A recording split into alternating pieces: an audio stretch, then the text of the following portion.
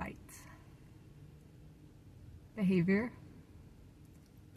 information, thinking, emotion. That's how cults take a bite out of you. BITE is an acronym for the overall method of how cults control their members. Behavior, information, thinking, and emotion. I think most people are waking up to the fact that we live in a cult called the United States of America. And, you know, there are certain ways of behaving that are deemed acceptable or not based off of whatever the status quo is at any given time.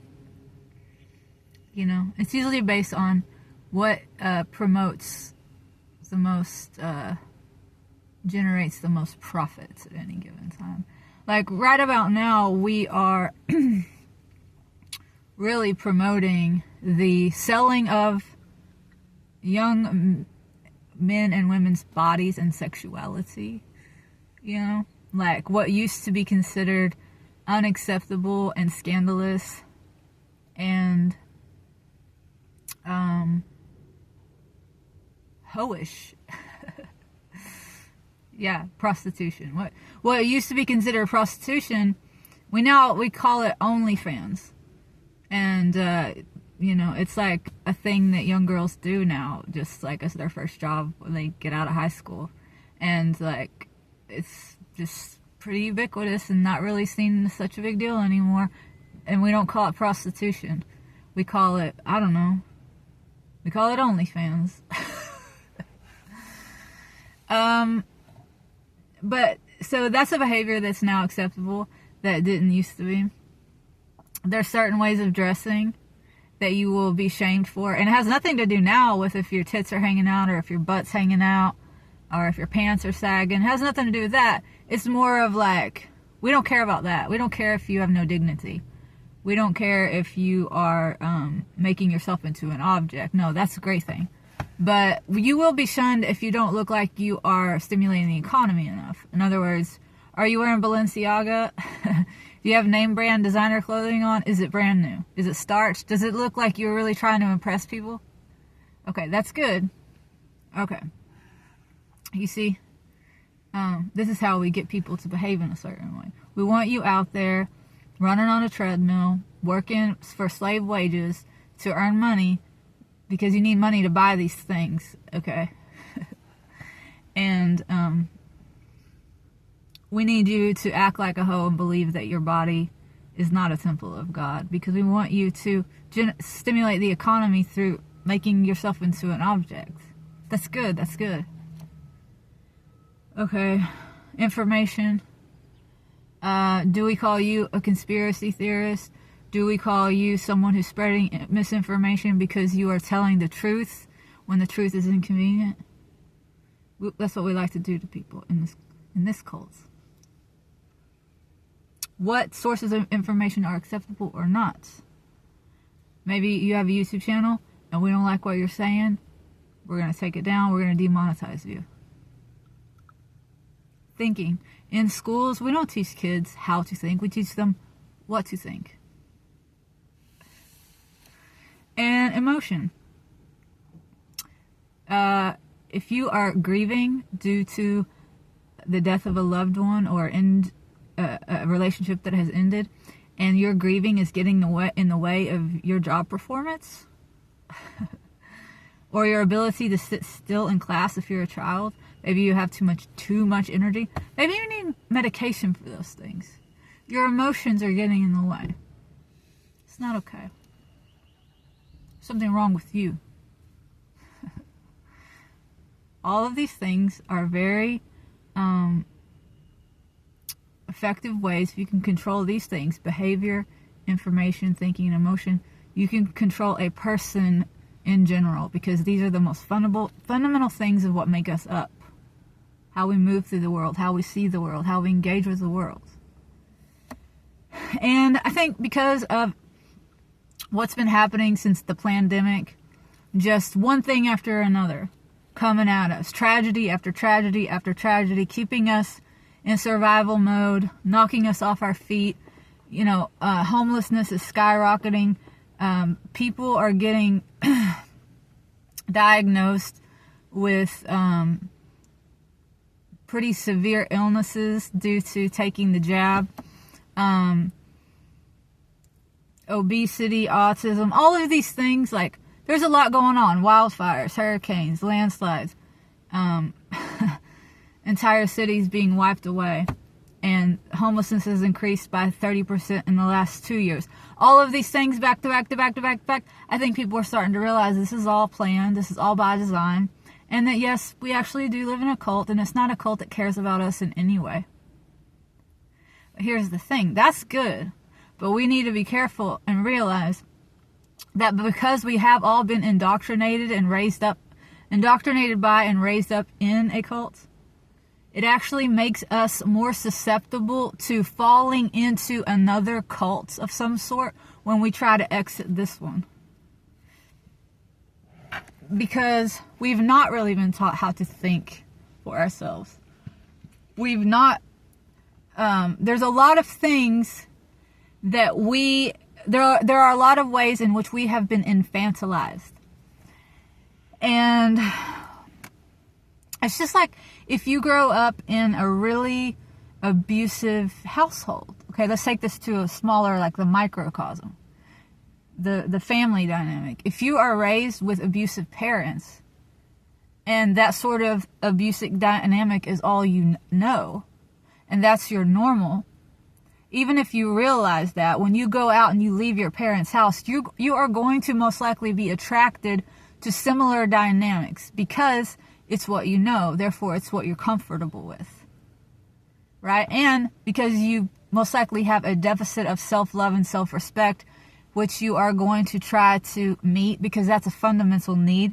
And having that deficit actually makes you susceptible to predators who will try to leverage that against you by dangling it before you because they know you're so desperate for it. And they'll say, I got love for you. They'll love bomb you. That's something the cults do. They love bomb you. They want to pretend like they're going to be your perfect family that you never had. Your perfect community that you never had. And they offer you all these bright, shiny, pretty things. But you only have to give up whatever it is. The way you act, the information you can receive or not receive, the way you think, the way you emote, all those things are most likely going to be controlled in a cult. So we need to be aware of that. Because these are prime conditions for more cults to start arising, because there are so many vulnerable people in the world right now that are desperate, that are looking for help, that are looking for hope. And there are going to be people out there who have resources, who have land, who have money, who have intelligence, but maybe not a good heart, who are going to look to capitalize on people's vulnerability. So let's all be aware of that. Okay, let's not be paranoid. Let's not be negative, but let's be real. This is a reality. And I think just something that we've never had to contend with before insofar as cults go, because cults have always been around, and cults always swoop in and their numbers skyrocket in times of great desperation. But we never had cult leaders that have access to AI. Okay, so they can be all the more effective in their manipulation tactics. Hell, there are already cults popping up where the whole theme of the cult is to worship AI. So it's just another layer of madness. But we need to be aware of this. We need to learn how to, we need to be focused on this. These are my opinions. Behavior, information, thinking, and emotion. We should seek to know ourselves in all of these ways. How do we behave? Where do we get our information? How are we thinking? How are we feeling? These things are all our responsibility. And be aware that anyone who is trying to control you in any one of those ways, well, that's problematic. Potentially, most likely, because anytime someone's ever trying to control you or lead you in a certain direction and not encouraging you to think for yourself, that is potentially very dangerous. But, like I said, vulnerable people become desperate. And there are a lot of vulnerable people right now. But we can't be desperate. Not if we want to be healthy and safe and sane. We have to find a way to ground ourselves. We have to find a way to go within and really seek to know ourselves so that we can make sure that we are seeing reality and not projecting onto someone or some group or something what we want to see because we're desperate for belonging or community. And mostly we have to take personal responsibility and not look to others to make us happy. But we do need people. But we need real people. We need safe people. And we need honest people. And we have to allow people to show us who they are. Not just tell us who they are. We gotta, you will know them by their fruits. Some people talk a big game, but then you see how they behave, and it's totally the opposite of what they're saying. So, any kind of relationship, before you get in too deep, you should take the time to really get to see how people behave in different scenarios. How do they act under pressure? How do they behave when they don't get their way? How do they treat people who have nothing to give them? Like, do they help someone because it's the right thing to do, or do they only help people when they know they're going to get something in return for it? Are they transactional people? Because that's become a common theme in our culture. Everything's a transaction. Everyone's looked at as a commodity or an object, or what can I get from you?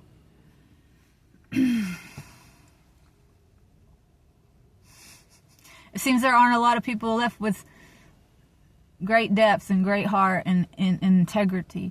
And I know there are people like that out there, because I'm one of them. And I know that I'm not the only one. And I do know other good people.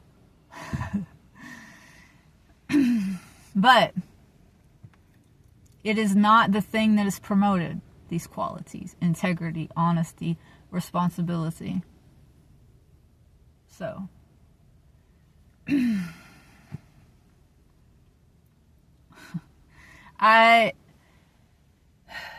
thing is that, Abraham Maslow, the psychologist that came up with the hierarchy of needs, and he said, at the base level, the first thing you need on your way to self-actualization, if this is a pyramid, your needs being a pyramid, and self-actualization is the very tip, the first thing you need is to have your physiological needs met. And then it's like physiological, and then safety and belonging, and then love, and then self-esteem, and then self-actualization. But in actuality, it's love. That's what I believe. It's love. It's love. It's love. And this is where we all become susceptible to manipulation and control and coercion, is when you have a deficit of love. Because yes, you do technically have to have your physical needs met to stay alive as an infant, right? But you are bonding with the person who is providing those things for you or not, and you are actually imprinting with that person. An infant doesn't know the difference between itself and its mother for the first 6 months. And so even if the mother is providing it with food to keep it physically nourished, if the mother is completely emotionally checked out and doesn't want to be there, the child picks up on that, and their nervous system is imprinted with the feeling of a lack of love. So because they see themselves as the mother and the mother as themselves, they feel a lack of self-love, actually. And that is the blueprint. That is the foundation of their life, right?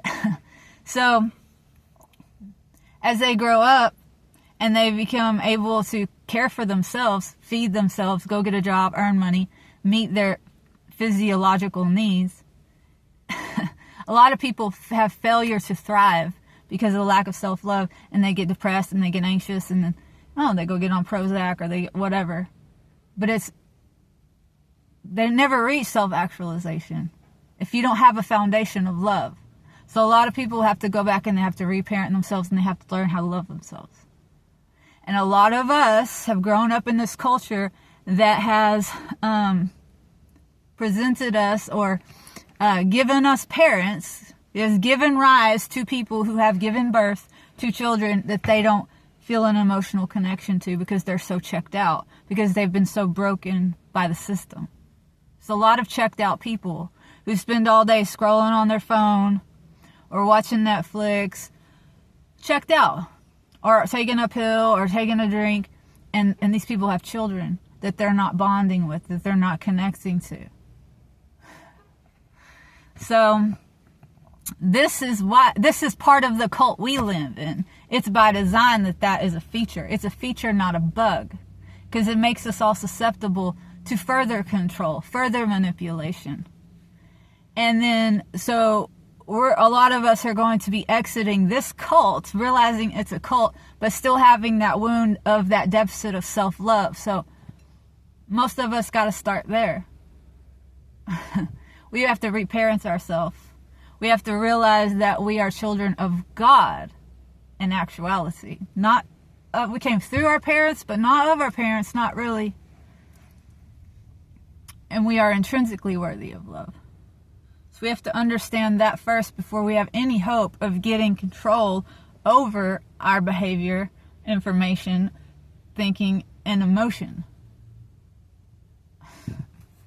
And this has been a really big rant, but it was, I don't know, this topic popped into my head like right before I went to bed last night. And I was just too tired to talk about it or think much about it. But I do feel that this is going to be an issue. It is an issue, and it's just like getting bigger.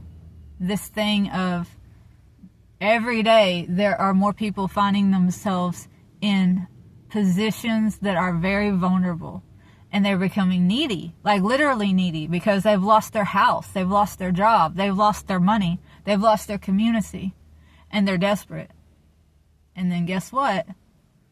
There are a lot of people who would love to swoop in and take advantage of that desperation. So we have to be aware of that.